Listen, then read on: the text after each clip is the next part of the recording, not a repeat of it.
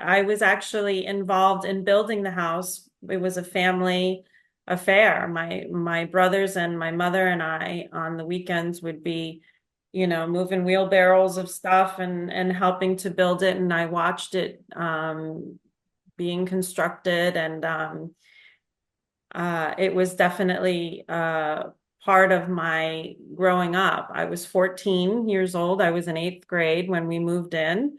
Um, and interesting enough, it was purple and aqua. The stripes were not there. The stripes and the red wall came later. So it was very sort of Art Deco, Miami Vice sort of feel at the time.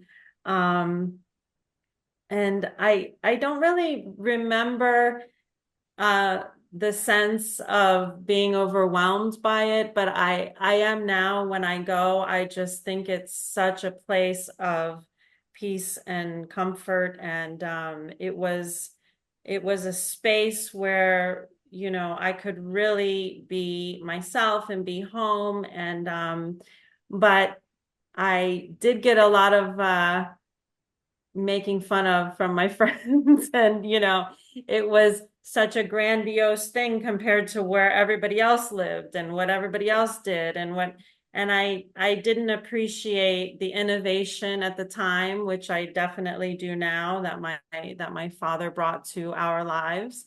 At the time I was, like I said, only 14, so it was definitely a new thing. And but I lived there and I loved it. And now it's red wall and the black and white stripes that were, I think my mom was telling you, that were inspired by their Italian travels. My father was Sicilian and was very inspired by travel. So every time I go there, I feel a sense of peace and comfort. And especially now that he's not with us, it's a really, really special and unique space for me, um, that I feel very, very proud of, that he built this for us, had us involved in it.